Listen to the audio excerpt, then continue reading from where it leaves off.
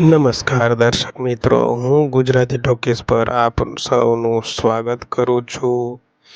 અને ચાલો આજે જોઈએ એક નવી કહાની. પિક્ચરનું નામ છે રાજા હિન્દુસ્તાની, જે 1996માં આવેલી હતી. તો એક એવી ફિલ્મ જ્યાં પ્રેમ વર્ગભેદ સામે લડે છે. તો ચાલો શરૂ કરીએ. રાજા હિન્દુસ્તાની એક ગરીબ પણ સ્વાભિમાની ટેક્સી ડ્રાઈવર જે પહાડી વિસ્તારમાં રહે છે. તેને પૈસા કરતાં ઈમાન અને લાગણી વધારે મહત્વની છે. આરતી એક અમીર બાપની દીકરી છે. આરતી એક ધનાઢ્ય પરિવારની દીકરી. બચપનમાં જ માતાનું મૃત્યુ પછી તે પિતાથી દૂર થઈ જાય છે. વર્ષો પછી આરતી પિતાને મળવા ભારત આવે છે. આરતી રાજાની ટેક્સીમાં મુસાફરી કરે છે. શરૂઆતમાં બંને વચ્ચે ઝઘડા, પણ ધીમે ધીમે સાદગી અને સચ્ચાઈથી રાજા આરતીનું દિલ જીતી લે છે અને બંનેમાં પ્રેમમાં પડી જાય છે.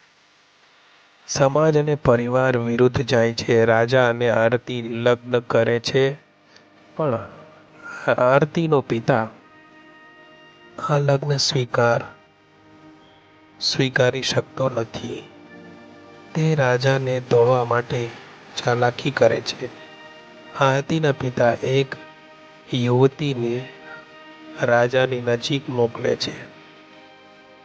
ગેરસમજ ઊભી થઈ જાય છે. આરતીને લાગે છે કે રાજા તેને ધક્કો આપી રહ્યો છે. દિલ તૂટી જાય છે.